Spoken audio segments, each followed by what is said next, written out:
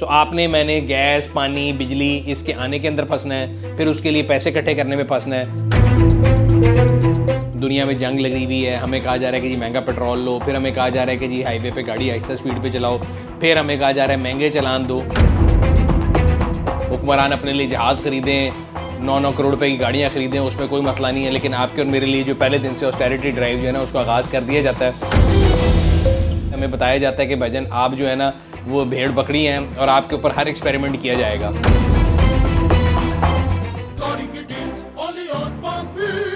अस्सलाम वालेकुम पाक व्यूअर्स, मेरा नाम है सलीम। पाक व्हील्स वीकली के एक और एपिसोड के साथ आपकी खिदमत में हाजिर हूँ। सबसे पहले माजरत, रमज़ान के अंदर आपके लिए वीकली लेके नहीं आ सके बिकॉज टाइमिंग ऐसी थी और 4 हफ्ते थे और मसरूफियत बहुत ज़्यादा थी, लेकिन हमने कोशिश की कि आप लोगों के लिए रिव्यूज़ का सिलसिला है वो जारी रहे।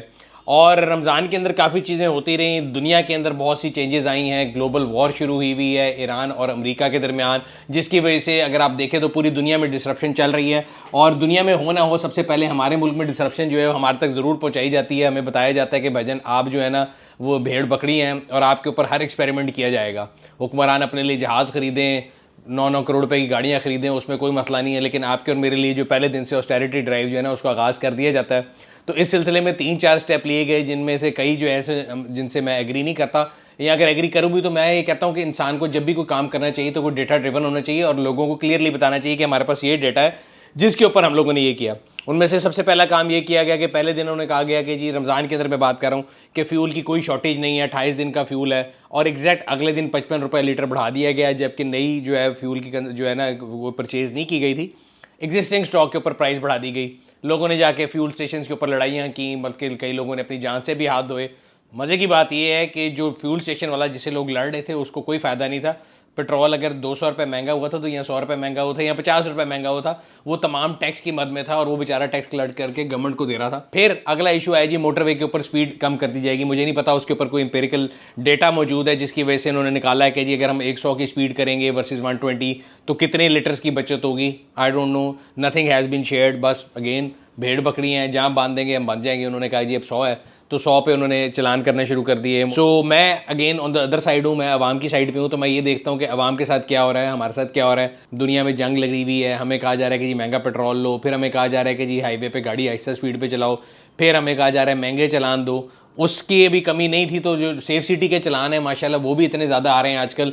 सीट बेल्टों के ऊपर स्पीड अगर 60 की लिमिट है, आप 62 पे जा रहे हैं, 20-20 हज़ार रुपए के चलान आ रहे हैं। फिर ईद के मौके पे हमें बताया गया कि जी 70 रुपए की समरी आई है, लेकिन हमारे पे बड़ा एहसान किया गया है, वो समरी को मंजूर नहीं किया गया। राइट नेक्स्ट डे, ईद के दूसरे दिन, हाई ऑक्टेन जो है उसकी प्राइस में इतना इजाफा कर दिया है जो हिस्ट्री की हाईएस्ट प्राइस पे पहुंच गई। मज़े की बात यह है कि अभी अक्सर लोगों को ये नहीं पता कि हाई ऑक्टेन या प्रीमियम सेक्टर वो है जो कि रेगुलेटेड नहीं है, हर कंपनी का अपना रेट है, बट उन्होंने उस पर टैक्स जो है वो लेवी है वो 200 रुपये पर लीटर कर दिया है। सो कोई आपको 600 रुपये का दे रहा है, कोई 590 रुपये का दे रहा है, कोई 580 रुपये का दे रहा है, depending on different companies, but overnight जो टैक्स का जंप है वो 200 रुपये का था। मेरा पहला सवाल ये कि हमारे पास कोई इंपेरिकल डेटा मौजूद है कि नहीं, या रॉबिनहुड इकोनॉमी का फ़ायदा उठाते हुए रॉबिनहुड बन के हमें कहा गया है कि जी हम अमीरों से लेके गरीबों को देंगे, जबकि ऐसा कुछ नहीं है। अमीरों से भी लेंगे और गरीबों से भी लेंगे, और देंगे किनको आपको पता है, जिनके जहाज़ और जिनकी मर्सिडीज़ें और जिनके क्रूज़र आने हैं उनके आते रहेंगे, और जब आप पूछेंगे तो बताया जाएगा वो तो पिछले साल लिए गए थे। साड़ी बारी कुछ पिछले साल नहीं लिया होता, साड़ी बारी हर चीज़ उस टाइम लाई होती है। वो पेट्रोल हो, बेशक वो साल से आगे पड़ा हो, नया रेट ही लगेगा। खैर, तो जी हाई ऑक्टेन की प्राइस बढ़ा दी गई, और अब जो है मुझे ये लगता है, अक्सर लोगों का ये ख्याल है कि जी शायद सुपर की प्राइस बढ़ेगी या नहीं बढ़ेगी, वो भी बढ़ा दी जाएगी।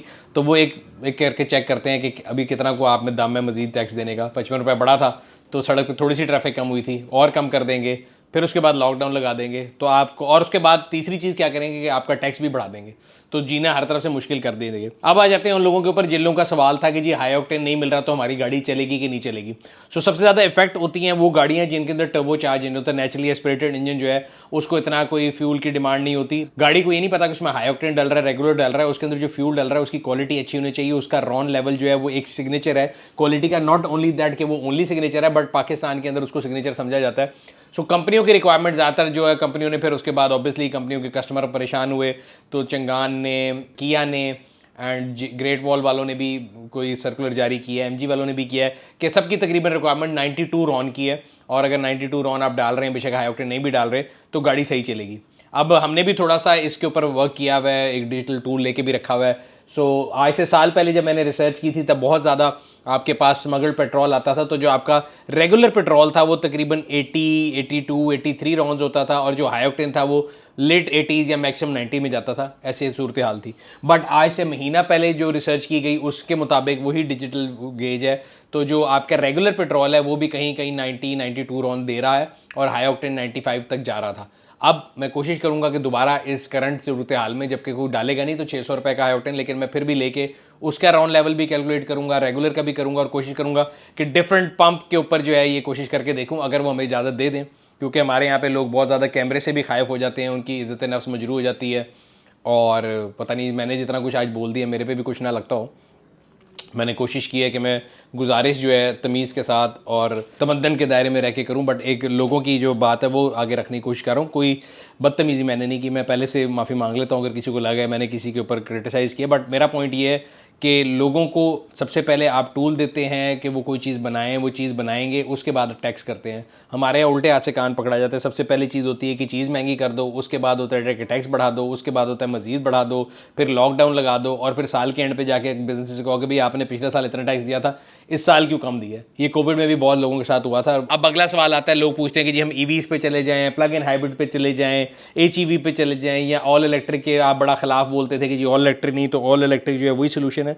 सो मैंने कभी खिलाफ नहीं बोला, मैंने हमेशा कहा कि मार्केट रियलिटी ये है कि ऑल इलेक्ट्रिक पे अमीर आदमी आसानी से जाता है, गरीब के लिए एंट्री कॉस्ट ज़्यादा है। आज भी अगर पेट्रोल महंगा हुआ और आप इलेक्ट्रिक पे शिफ्ट करना चाहते हैं तो अपनी पुरानी गाड़ी को बेच के 2 गाड़ियाँ और डालेंगे तो मिनिमम एक इलेक्ट्रिक गाड़ी आएगी। और मैं एक बड़ी क्लियर आपको मैसेज दे दूं कि एक बड़ी उर्दू की मिसाल है कि सस्ता रहो बार बार, महंगा रहो एक बार। अगर आप तो कुछ सस्ती से सस्ती इलेक्ट्रिक गाड़ी लेने के लिए जाएंगे, मेरी रिसर्च के मुताबिक मार्केट में जो भी इलेक्ट्रिक गाड़ी मौजूद है 40 लाख रुपए से नीचे, 45 लाख से नीचे जो इलेक्ट्रिक गाड़ी है अगर आप वो लेंगे तो वो फिर लाइफ टाइम आपके साथ ही रहेगी, वो कभी बिकेगी नहीं। सो वो अगर आप गलती करेंगे तो आप उसके खुद जिम्मेदार हैं। मैं आपको अपना एनालिसिस बता रहा हूँ कि आपको अगर इलेक्ट्रिक गाड़ी भी लेनी तो किसी ऐसे रिप्यूटेबल ब्रांड से ज़रूर लें कि कल को अगर वो ख़राब हो तो आपको सर्विस ही मिले, otherwise you will be stuck with an asset जो कभी नहीं बिकेगा। और बात कर लेते हैं मूवमेंट की, तो मुझे लगता है कि 2 व्हीलर पर तो मैं हमेशा से कहता हूँ कि 2 व्हीलर को तो इलेक्ट्रिक पे शिफ्ट होना ही चाहिए। ये है सूरत हाल इलेक्ट्रिक की, फ्यूल की। मेरे ख्याल से तो मुझे ये लगता है कि ये अभी मजीद चलेगा थोड़ा सा, और फ्यूल की प्राइसेस मजीद बढ़ेंगी। तो अगर आप लोग ये सोच रहे हैं कि गवर्नमेंट आपके लिए कुछ करेगी, तो कोई आपके लिए कुछ नहीं करेगा। आपको अपने लिए खुद कुछ करना है, अपनी प्रायोरिटीज़ को चेंज करें, अपने रूट को बेहतर प्लान करें, बिला वजह ट्रैवल ना करें, और अगर ट्रैवल करना है तो फिर अपने जो मीन्स ऑफ ट्रांसपोर्ट हैं उसको या चेंज कर लें या अडेप्ट कर लें। एक कल आई थी कि जी गवर्नमेंट सोच रही है, ओगरा सोच रहे हैं, ओगरा सोचता बहुत है ओगरा, अब वो सोच रहे हैं जी कोई ऐप बनाए। हमारे अंदर एक ऐप का भी एक वो फीवर है ना कि हर चीज़ की हम ऐप बनाना चाहते हैं। ऐप बनाएंगे, कोई रैशनिंग होगी, पता नहीं किस फिर रैशनिंग होगी, कैसे पता लगेगा किसको कितना फ्यूल चाहिए। एक तरीका ये हो सकता है कि जॉन जितना टैक्स देता है उसको उतना फ्यूल मिले, बट फिर अगर कोई बंदा डिलीवरी का काम करता है, कोई राइड हेलिंग सर्विस चला रहा है, उसकी इनकम कम होगी, वो टैक्स कम देगा, लेकिन उसको पेट्रोल ज़्यादा चाहिए। ऑन द अदर हैंड जो सेल्स की शॉप वाले हैं उनको भी चाहिए। मुझे नहीं पता कि कैसा फार्मूला फीसा गौरस लगाएंगे। और हमने जो 20 साल पहले इकोनॉमिक्स पढ़ी थी तो उसमें तो हमें बताया गया था वो पॉलिसी जिसकी इम्प्लीमेंटेशन कॉस्टली हो वो कभी पॉलिसी अच्छी नहीं हो सकती, या कॉस्ट ऑफ इम्प्लीमेंटेशन ज़्यादा तो नहीं होती। तो इसमें तो हर बंदे को मेरा ख्याल एक रजिस्टर दे के बैठना पड़ेगा। तो मेरी उम्मीद है कि किसी दिन ये जितने भी अरबाब इख्तियार हैं, ये जो ऐप्स बनाना चाहते हैं, ये जो लोगों के ऊपर रिस्ट्रिक्शन लगाना चाहते हैं, किसी दिन ये अपने जूते से निकल के आएँ, हमारे जूते में पैर रखें और एक नॉर्मल इंसान की ज़िंदगी गुजार के देखें कि वो उसके साथ क्या हो रहा है। कराची ने 23,000 व्हीकल ई चलान के ऊपर ब्लैक लिस्ट कर दी। कई चीज़ें ऐसी हैं जो हमने बहुत अडॉप्ट करके ना दुनिया के साथ हम मैच करना चाहते हैं। थर्ड वर्ल्ड कंट्री होते हुए हम चाहते ही हैं कि हम सारी चीज़ें फर्स्ट वर्ल्ड वाली करें। मतलब यहाँ पे लाहौर में एक आधा कैमरा है, मैं तो उसको $1 मिलियन कैमरा कहता हूँ, मेन ब्लू वर्ड के ऊपर लगा हुआ है कि जी वहाँ पे 60 की स्पीड से ऊपर जो गया है उसको 20,000 का, 5,000 का, 10,000 का फ़ाइन भेजी जाएंगे। वो 1,00,000-2,00,000 का कैमरा लगा करोड़ों रुपए का फ़ाइन कर चुका है।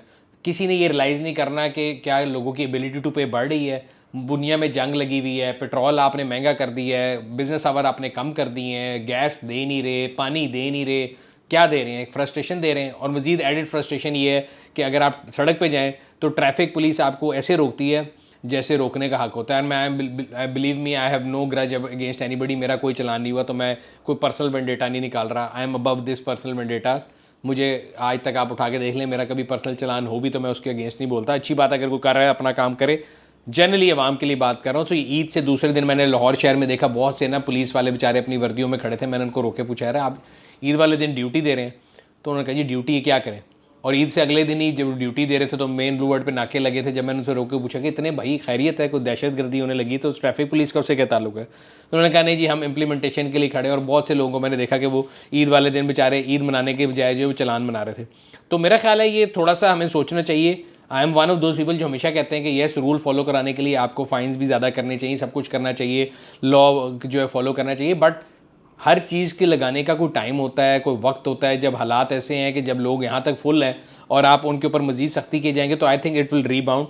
Somebody has to reconsider about these policies के ठीक है हम भेड़ बकरियाँ ज़रूर हैं, लेकिन भेड़ बकरियों को भी जब तक खाना खिलाएंगे तभी उनको ज़िबा करके कोई गोश्त निकालेंगे। अगर वो लागर होंगी तो कोई फ़ायदा नहीं है। तो पहले इनको फलने फूलने दें, उसके बाद ज़िबा कर लेंगे। सो पाक व्हील्स के मैसेज की तरफ चलते हैं। PakWheels sell it for me जो है एक बड़ी अच्छी सर्विस है जिसमें बेसिकली हम लोग आप लोगों का सारा बर्डन पाक व्हील्स की टीम ले जाती है। आपको सिर्फ कॉल करना है 111943357 के ऊपर और गाड़ी को ऑन बोर्ड करा देना है, गाड़ी की तस्वीरें लेना, इंस्पेक्शन करना, सब कुछ पाक व्हील्स की टीम की जिम्मेदारी है। इनफैक्ट हमारा जो सेल स्टाफ है वो कॉल्स भी लेगा और फाइनल कस्टमर आपके पास लेके आएगा।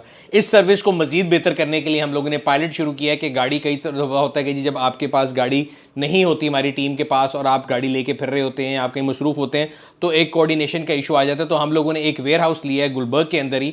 सो अगर आपके पास गाड़ी स्पेयर है तो सेल इट फॉर मी के जो वेयर हाउस है वो आप उसको इस्तेमाल कर सकते हैं, उसके ऊपर ऑन बोर्ड करा सकते हैं अपनी गाड़ी को। हम लोग कोशिश करते हैं कि अपनी सर्विस को आप लोगों की फीडबैक के साथ पहले से बेहतर बनाएं। हम लोगों ने अपने सर्विस सेंटर जो है उनको लॉन्च करने का सिलसिला जारी किया था। पहला सर्विस सेंटर जो है वाबरा टाउन में ऑपरेशनल है, दूसरा मॉल टाउन में था।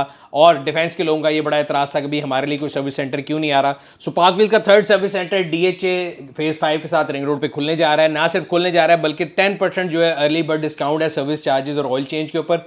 अगर आप जाएंगे 3 अप्रैल तक आप इसका फ़ायदा उठा सकते हैं। Flat 10% off on oil change and services. So अभी जाएं, अपनी गाड़ी की सर्विस कराएं, मेंटेनेंस करें, और अगर कोई भी फीडबैक सर्विस सेंटर को लेके है तो हमें ज़रूर बताएं। हम लोग कोशिश यही करते हैं कि आप लोगों की फीडबैक को लेके अपनी सर्विस को बेहतर जाएं। So at the end public service message यही है कि भाईजान जागते रहना, मेरे पे ना रहना। गवर्नमेंट जो है वो हाई ऑक्टेन की प्राइस बढ़ा चुकी है, स्पीड लिमिट कम कर चुकी है, रेगुलर की एक दफ़ा प्राइस बढ़ा चुकी है, दोबारा भी बढ़ा देगी, टैक्स भी बढ़ा देगी, गैस की लोड शेडिंग भी कर देंगे, वो सब कुछ कर देंगे जो कि आपको ऐसा लगेगा कि आप भी जंग ज़दा हैं। आपने और मैंने अपना जो इलाज वो खुद करना है। हमें अपनी जो है ना कंजम्पशन को चेंज करना पड़ेगा, अपनी हैबिट को चेंज करना पड़ेगा, अपनी मशीन जो अगर आप चला रहे हैं उसको चेंज करना पड़ेगा, बिकॉज उनमें से किसी ने आपके लिए नहीं सोचना। इसलिए अपनी जो है रूट उसको बेहतर प्लान करें, अपनी जो मशीन्स हैं उनको अडेप्ट कर लें। अगर आपको लगता है कि आप एक मोटरसाइकिल चला रहे हैं जो कि आपकी जेब से बाहर है, उसको बेच के छोटे इंजन पे आ जाएं, इंजन पे नहीं आ सकते इलेक्ट्रिक पे आ जाएं, गाड़ी बड़ी चलाते हैं छोटी पे आ जाएं, अपने लाइफस्टाइल को रिवाइज कर लें। बिकॉज जहाँ तक मुझे नज़र आता है ये जंग अभी कहीं रुकने वाली नहीं है। उम्मीद करते हैं कि जंग रुक जाए, बट अभी तक मुझे नज़र नहीं आता। और रियलिटी को इंसान अगर फेस करेगा तो तभी फ़ायदा है, वरना वो उर्दू में कहते हैं कि अगर बिल्ली देख के कबूतर आंखें बंद कर ले तो बिल्ली छोड़ती नहीं है, वो खा के छोड़ती है। ये था आज का वीकली। उम्मीद करते हैं आपको पसंद आया होगा। वैसे तो पसंद होने वाली कोई चीज़ नहीं थी, बुरी न्यूज़ से भरा हुआ था, लेकिन हमारा काम था रिपोर्ट करना, हमने आपको रिपोर्ट कर दिया। अगर अभी तक आप लोगों ने हमारे यूट्यूब चैनल को सब्सक्राइब नहीं किया हुआ, सब्सक्राइब कर लें, बेल आइकन पर क्लिक कर लें ताकि आपको आने वाली वीडियोज़ के बारे में नोटिफिकेशन मिलता रहे। आपसे अगले हफ्ते मुलाकात होगी, तब तक अपना और अपने के दिमाग में ख्याल रखिएगा। शुक्रिया।